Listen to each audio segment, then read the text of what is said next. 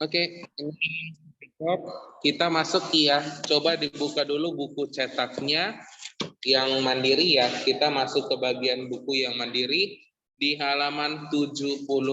Ayo. Coba dibuka buku cetaknya di halaman 71. Judulnya itu adalah pasar. Nah, kalau di Medan itu biasanya disebut apa tuh? Coba satu orang dulu ya. Saya pengen Mikael, coba dibaca dulu ya. Satu, pasar adalah, boleh dibaca ya. Satu, pasar adalah tempat berlangsungnya transaksi permintaan dan penawaran atas barang dan jasa. Di pasar terjadi permintaan dan penawaran atas barang-barang yang diperdagangkan. Oke, sampai situ Mikael. Thank you ya. Pasar adalah tempat berlangsungnya transaksi permintaan dan penawaran atas barang dan jasa. Di pasar terjadi permintaan dan penawaran atas barang yang diperdagangkan. Nah, saya mau tanya nih, pasar itu berperan penting nggak untuk kehidupan manusia? Berperan penting ya, benar ya, pasar itu berperan penting buat kelangsungan hidup manusia. Nah, di kota Medan itu biasanya disebut pasar atau pajak nih? Ayo, mana nih yang paling sering kita sebut nih, pasar atau pajak? Oke, itu adalah pajak. Benar ya, kalau di kota Medan itu biasa disebut dengan pajak. Banyak banget istilah-istilah di dalam setiap kota. Nah, contoh lainnya itu kalau misalnya di tempat lain untuk ngisi minyak namanya adalah SPBU. Nah, itu adalah kata umumnya ya. Kalau di kota Medan biasa disebut apa? Ada yang tahu? Pom bensin. Ada yang lain? Ada yang tahu nggak nih? Itu sering banget tuh diplesetin tuh. Kalau misalnya tuh di tempat lain itu namanya adalah SPBU atau pom bensin. Kalau di kota Medan sering banget disebut sebagai galon. Nah, benar ya, ada banyak sekali istilah-istilah di kota Medan yang tidak banyak orang tahu, termasuk orang-orang dari luar kota. Nah, pasar adalah tempat berlangsungnya transaksi, permintaan dan penawaran atas barang dan jasa. Tadi saya udah tanya ya, kalau di kota Medan seringnya kita sebut sebagai pajak. Nah, kalau di pajak nih, boleh sebutin sama-sama nggak nih? Contoh pajak itu ada pajak apa aja, boleh disebutin? Yang kita tahu, ada yang tahu? Pajak yang paling terkenal di kota Medan itu ada pajak apa aja nih? Gimana? Pajak besi, kemudian ada apa lagi nih? Pajak burung, ada yang kayak gitu-gitu. Saya yang tahunya kalau misalnya terkenal di kota Medan, ada yang tahu? Oke, kalau di sini namanya pajak besi sama pajak beruang ya, itu di mana, daerah mana? Oke, kalau misalnya sebilang pajak sambu kenal semua? Nggak kenal? Sentral? Pajak sentral kenal? Nah, sambu sama sentral itu adalah pajak di kota Medan yang paling terkenal ya. Nanti boleh di searching, itu letaknya saya lupa di mana ya. Dekat mana ya saya lupa. Pokoknya itu namanya pajak sentral sama pajak sambu tuh. Itu adalah pajak yang paling terkenal di kota Medan. Banyak sekali mama-mama yang pengen belanja ke sana. Seperti contoh, rumah saya itu di Simalingkar. Tahu Simalingkar di mana? Tahu ya, Simalingkar yang dekat Pancur Batu itu. Nah, mama saya itu sering banget tuh belanjanya itu di antara keduanya. Dan itu memakan waktu kalau naik angkot 1 jam, rela untuk naik angkot 1 jam untuk ke pajak sana. Tujuannya apa? Yang namanya pajak itu biasanya lebih murah, benar ya? Pajak itu biasanya lebih murah dibandingkan dengan toko-toko besar. Nah, yang kedua, selanjut ya, pasar memiliki 3 fungsi, yaitu sebagai berikut. Sebelumnya saya mau tanya nih, pasar itu biasanya terdapat ada 2 nama. Ada yang tahu ada nama apa aja nih pasar biasanya disebut sebagai apa? Ya. Nah, maksud saya itu adalah gini ya, yang kita tahu itu adalah pajak, benar ya, tapi kata umumnya itu adalah pasar. Nah, pasar itu biasanya terbagi dua, yaitu pasar tradisional dengan pasar modern. Benar ya? Kita cari dulu gambarnya. Nih, ada banyak sekali pasar di sekitar Kota Medan nih. Di sekitar daerah kita ya.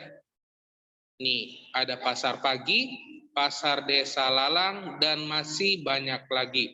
Nah, tadi kan kita udah bahas ya. Tadi kita udah bahas yang pertama ada pasar tradisional sama pasar modern. Nah, saya mau tanya dulu nih.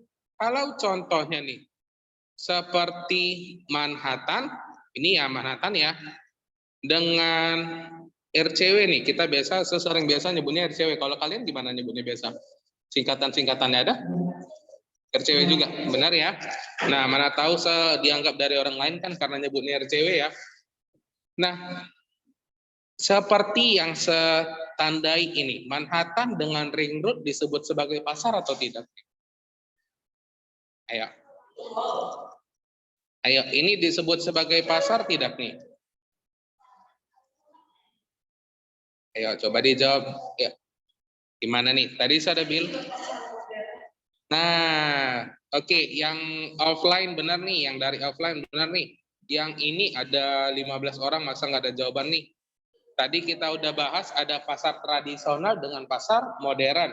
Kalau contohnya Manhattan dengan RCW ini yang di sekitar kita, ini disebut sebagai pasarkah atau tidak? Jawabannya itu adalah iya.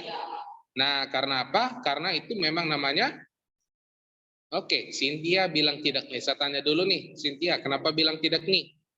Coba dijawab aja nih biar lebih rame. Dong, kasih tahu sama Seni. Tadi katanya tidak.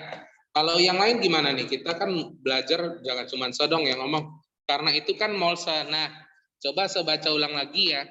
Pasar adalah tempat berlangsungnya transaksi, permintaan dan penawaran atas barang dan jasa. Mall itu kita bisa membeli sesuatu, benar ya? Di mall itu kita bisa membeli sesuatu dan apa bisa seditawar menawar. Jawabannya itu adalah bisa, tapi dilihat tokonya. Tidak semua toko bisa kita tawar.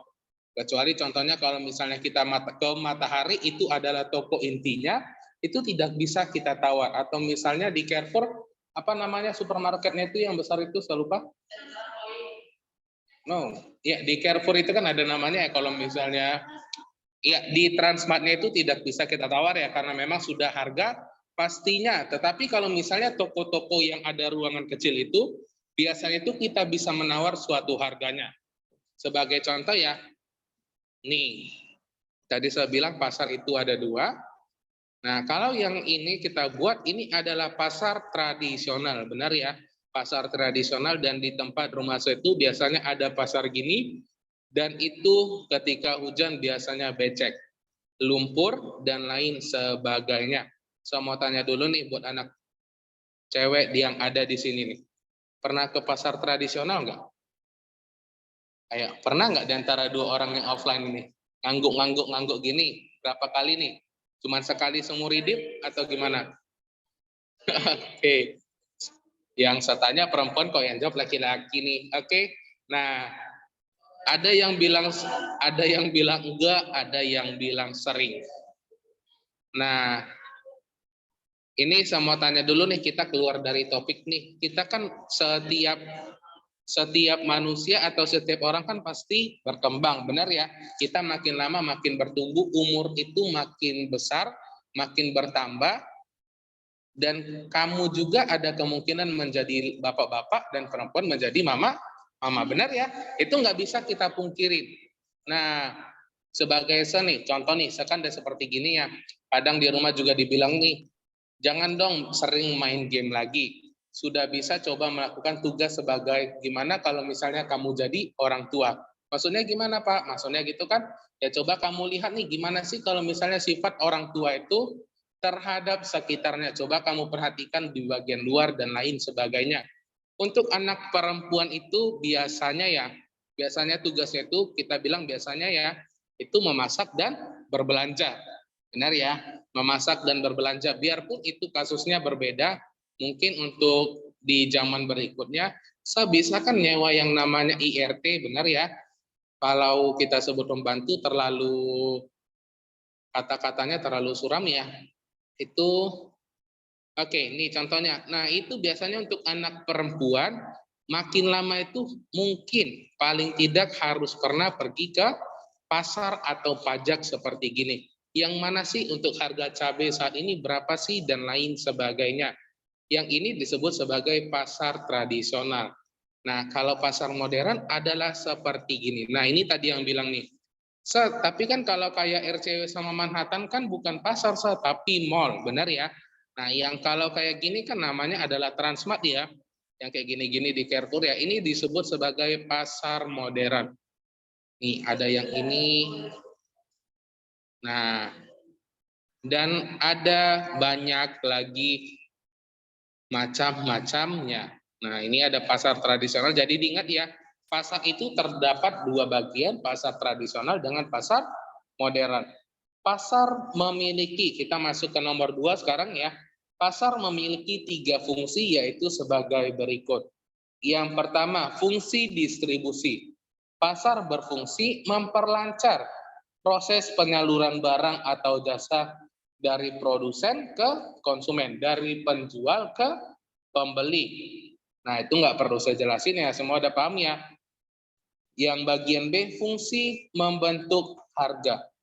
Pasar berfungsi membentuk kesepakatan harga antara penjual dan pembeli. Untuk bagian yang B ini biasanya itu terjadi di pasar tradisional. Ada yang bilang tadi, saya pernah pergi ke pajak. Kita anggap aja deh pajak ya. Agak lain mulutnya kalau nyebutnya pasar terlalu mewah. Kalau kita sebut sebagai pajak tradisional nih, tadi ada pajak besi sama pajak apa tadi katanya? Beruang. Nah, berarti di sini yang berkata seperti gitu pernah berbelanja ya? Pernah coba paling tidak ikut emak-emaknya berbelanja. Kalau kita berbelanja itu pasti pernah yang namanya menawar harga. Benar ya? Pernah menawar harga. Jika misalnya, saya mau tanya dulu nih sama anak laki-laki nih. Sebagai contoh nih harga minyak ya. Harga minyak itu kan biasanya ada yang eceran seperti yang kayak mana ya, ada sekilo 2 kilo yang seperti gini. Nih, kalau misalnya di pasar tradisional, di pasar modern harganya 21.850. Nah, kalau misalnya kita ke pajak tradisional itu biasanya kita bisa melakukan yang namanya tawar menawar. Nah, yang harganya 21.000 saya pernah ikut ya, makanya sampai sekarang saya kalau misalnya menemani mama belanja itu saya sering banget di parkiran karena saya agak malu jika misalnya orang tua menawar itu kadang tidak dimengerti ya, harga 21.000 kadang dibilang, bisa lah bang 15.000 atau 16.000, siapa yang pernah mendengar mamanya seperti gitu atau orang di sekitarnya. Harganya 22.000, contoh benar ya, harganya 22.000 diturunkan setengah harga jadi 10.000. Ayolah bang harganya segini, oke, nah itu adalah salah satu contohnya ya.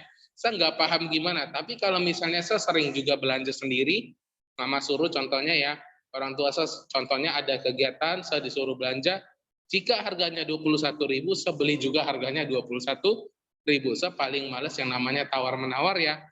Karena kalau misalnya dibilang, nggak bisa turun harga segini, tapi biasanya kalau mama-mama itu ada tawar-menawar. Nah, makanya tadi saya tanya nih, sekarang sudah kelas 7, sudah nggak terasa, kita kedip mata saja sudah kelas 8, benar ya? Ini aja contohnya COVID udah mau jalan berapa tahun nih? 3 ya. 2019, 20, 21. Oke, 2022 udah mau jalan 4 tahun. Nah, nggak terasa ya COVID-19. Sekarang udah 2022. Nah, benar ya, kita memang nggak bisa meninggalkan yang namanya itu adalah waktu. Waktu itu bakalan terus berjalan. Sekedip mata, 2 kelas 8. Nah, setelah SMP kita bakalan masuk ke SMA. Setelah SMA kita bakalan yang namanya mau kuliah atau kerja. Nah, atau misalnya kuliah sambil kerja. Nah, makin lama kita makin besar, itu tadi yang saya bilang ya, kita nggak bisa melawan waktu. Jadi kalau boleh, kalau boleh nih, coba untuk yang perempuan kamu belajar gimana sih untuk ke pasar. Nah, Gimana caranya jika misalnya kamu yang namanya itu tawar-menawar dan lain sebagainya. Yang tadi saya bilang, fungsi pembentuk harga itu biasanya ada di pasar tradisional. Yang C, fungsi promosi. Pasar berfungsi sebagai tempat memperkenalkan dan menginformasikan suatu barang atau jasa. Untuk bagian yang C ini ada yang boleh jelasin sama saya nggak maksudnya gimana?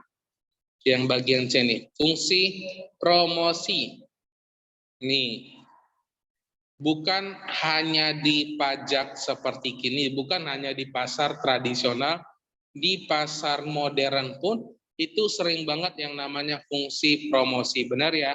Sebagai contoh nih, ada satu sales atau beberapa sales di sekitaran itu yang menawarkan produk. Seperti contoh, Bu, beli ini dong, beli susu ini yang biasanya harganya 1.15.000, sekarang harganya 12 loh. Kita beli 5, harganya bisa menjadi 10.000 per satuan.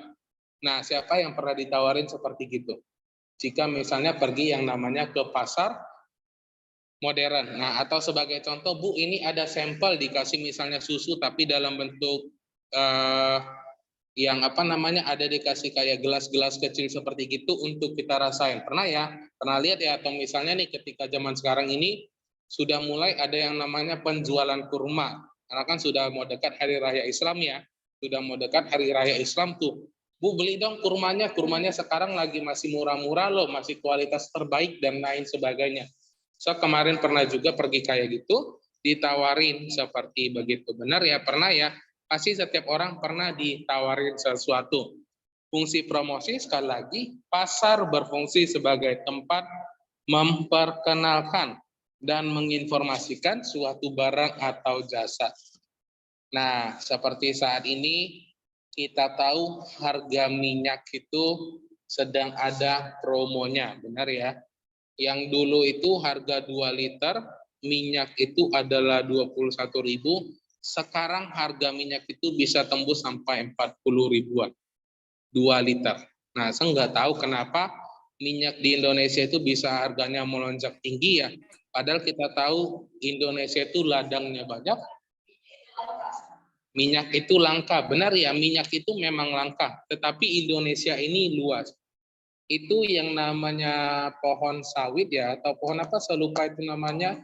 Ya, pohon sawit ya, itu menghasilkan minyak. Tetapi kenapa kita sering banget yang namanya membeli dari luar? Atau kenapa sih bisa sering habis? Nah, itu yang perlu kita pertanyakan, apakah memang di Indonesia ini sering banget orang yang namanya menimbun barang. Pernah dengar ya? Menimbun barang itu maksudnya seharusnya manusia itu hanya membutuhkan satu barang saja, tetapi dia menimbun misalnya untuk 100. Nah, padahal yang dibutuhkannya hanya satu benda saja. Itu adalah sebagai contoh ya, memang suaranya nggak kedengaran. Oke, yang lain gimana? Suara saya kedengaran nggak nih?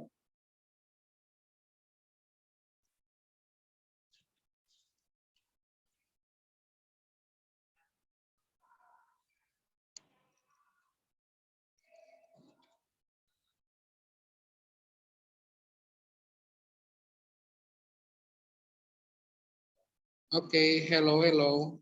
Ada kedengaran? Ada ya? Nah, ini Karen sama Michael bilangnya ada nih. Oh, Cynthia bilangnya nggak ada nih. Kita ulang lagi ya. Tadi saya bilang nih, nah ini waktu kita udah 25 menit, kita aja masih nomor 2 ya. Kita masih nomor 2 sebanyak menjelasin gimana contoh kita mau sampai ke bagian D. Oke, kita lanjut ya.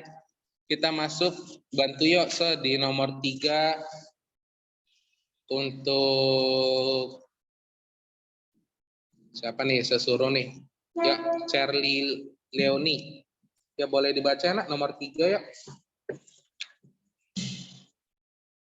Nomor 3 halaman 71 Charlie. Ada dibuka bukunya? Iya, macam-macam pasar berdasarkan wujud pasarnya, yaitu sebagai berikut. A. Pasar konkret yaitu suatu tempat yang mempertemukan pembeli dan penjual untuk melakukan jual beli barang atau jasa, seperti penjualan pasar ikan tuna. B. Pasar abstrak yaitu pasar tempat proses interaksi antara pembeli dan penjual untuk mencapai kesepakatan tentang harga dan barang.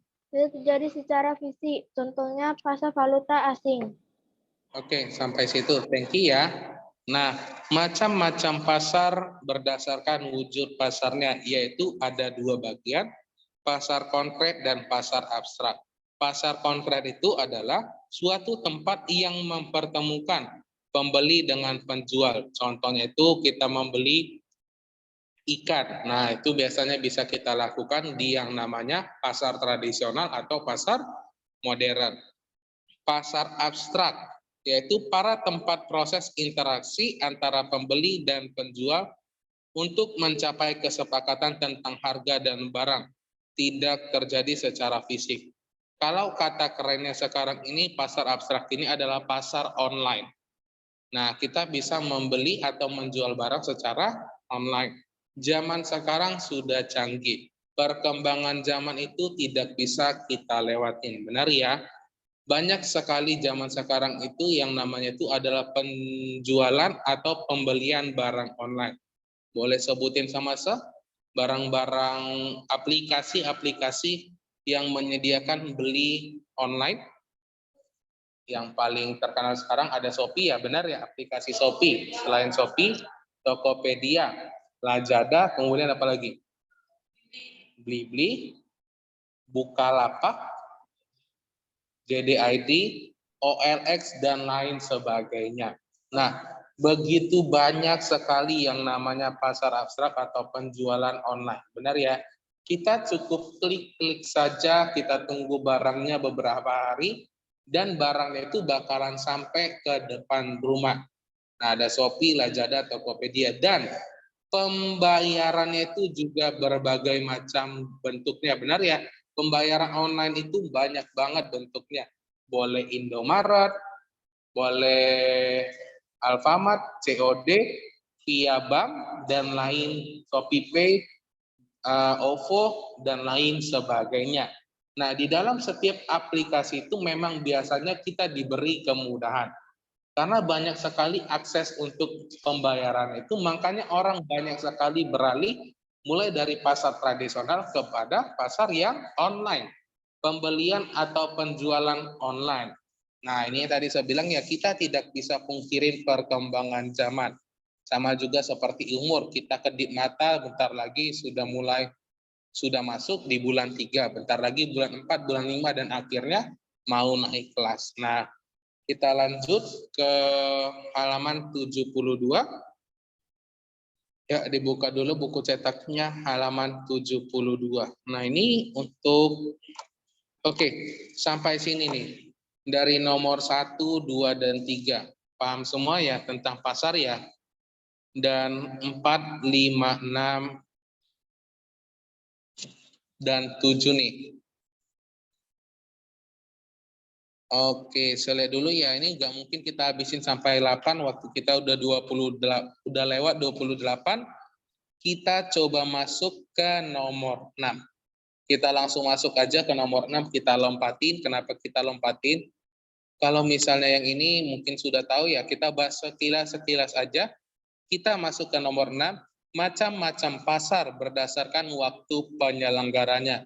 Yaitu ada pasar harian, pasar mingguan, pasar bulanan, pasar tahunan. Nah, berarti di sini kita tahu ada terdapat 4 jenis bagian pasar. Pasar harian yaitu pasar yang berlangsung setiap hari dan umumnya menjual barang-barang kebutuhan pokok. Lagi-lagi kita mendengar yang namanya kebutuhan pokok. Ada yang boleh sebutin sama saya nggak nih? Contoh kebutuhan pokok itu ada apa aja sih?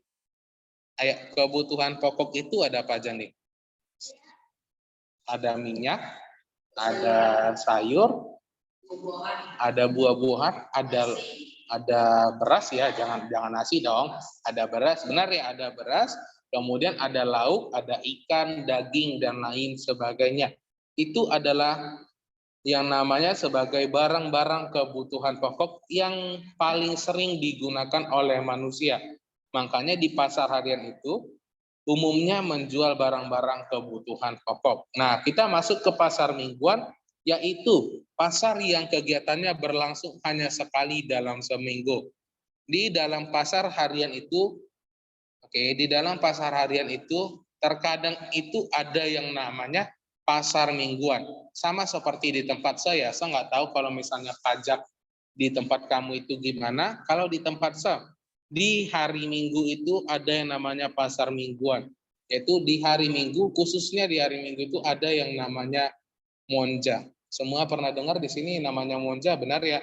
Monja itu tempat apa tuh? Ada yang tahu Monja? Kota Medan atau sekitaran Kota Medan tuh ada yang geleng-geleng nih, masa nggak tahu tuh apa itu Monja? Wow, nggak ada yang tahu ya. Monja itu adalah barang bekas yang dijual kembali. Nah, yang disebut sebagai barang bekas berarti ada yang namanya celana, baju, sepatu, sampai pakaian dalam pun dijual bekas. Nah, kita nggak tahu ya ini diambil dari mana atau gimana prosesnya, kita nggak tahu. Dan di Kota Medan itu ada satu ya di sekitaran ini yang paling sering pernah dengar, namanya Pamela. Ada yang pernah dengar Pamela? Pajak Melati.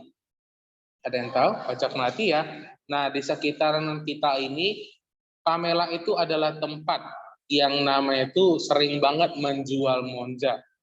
Dan bahkan itu lurusannya itu semua itu menjual pakaian-pakaian bekas. Nah, pakaian-pakaian bekas itulah disebut sebagai monja. Di tempat monja itu hanya di pasar mingguan. Hanya di hari Minggu saja mereka ada buka monja seperti gitu. Dan harganya itu relatif murah. Bahkan ada yang pernah dapat, ya teman pernah dapat berburu monja namanya itu di Pamela sama tempat harga sepatu kayak Nike itu harganya 1 jutaan, dia hanya dapat dengan harga 160.000. Nah, di barcode sepatunya itu ada barcode, dia scan, dan itu memang barang asli.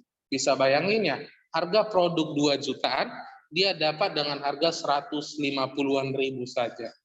Nah, itu makanya disebut sebagai berburu monja. Nah, kita masuk ke bagian pasar bulanan, yaitu pasar yang kegiatannya berlangsung hanya sekali dalam 1 bulan. Yang D, pasar tahunan, pasar yang kegiatannya berlangsung hanya dalam waktu tertentu, sekali setahun. Saya masih belum dapat ya, pasar bulanan itu emang bisa, contohnya ikan misalnya, ada pasar bulanan hanya sekali sebulan. Itu menjual apa ya? Tahunan. Gimana? Kalau bazar itu biasanya tahunan ya, benar ya, setiap tahun itu baru bazar namanya. Kalau bulanan, saya masih belum dapat. Kayak mana bulanannya? Oh. Oke, berarti bazar juga bisa termasuk sebagai pasar bulanan ya, benar. Tapi paling banyak itu yang namanya bazar itu dilakukan dalam setiap tahun. Sekali setahun, dan harganya itu pun relatif lebih tinggi harganya, benar ya? Harganya misalnya sebuah makanan 10.000, karena di bazar itu bisa tinggi, bisa lebih rendah. Nah, kita masuk sampai di sini dulu nih. Dari tadi ngomong terus ya. Ini topik kita ini, seanggap bagian pasar ini sudah selesai. Di minggu depan kita bakalan masuk ke harga. Nah, topik nanti kita ujian itu, UTS itu banyak banget ya. Dari penawaran sampai bab 3 ini selesai. Saya nggak tahu gimana cara untuk menyelesaikannya ya. Karena masih banyak lagi topik-topik yang perlu kita bahas. Oke. Sampai di sini ada yang mau ditanyain? Nggak ada ya. Untuk pasar semuanya udah paham, karena paling tidak mungkin ke pasar tradisional tidak pernah, tapi ke pasar modern pasti di sini sering pergi. Karena di sekitaran kita pun banyak banget yang namanya pasar modern. Nah, saya mau tanya nih, udah banyak nggak guru mata pelajaran lain yang memberikan tugas? Udah ya. Untuk IPS mungkin minggu depan barusan sekasih, karena saya lihat nih banyak banget di minggu ini sama minggu lalu banyak banget yang memberikan tugas ya. Untuk IPS saya kasih minggu depan. Sekaligus kita akan ada bahas video 5 menitan tentang pasar dan harga. Nah, materi kita sampai di sini dulu. Coba diaktifin dulu kameranya semua, jangan keluar ya. Ya, diaktifin kameranya semua sama absensi nih. Berkurang lagi orangnya, tadi ada 20, sekarang 18. Dan ini pun Akunsa ada 2 nih.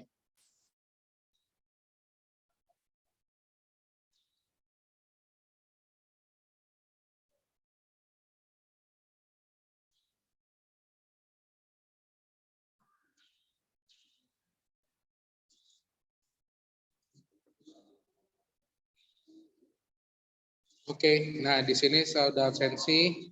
Kita sampai sini dulu, kita berjumpa di minggu depan dan bye-bye.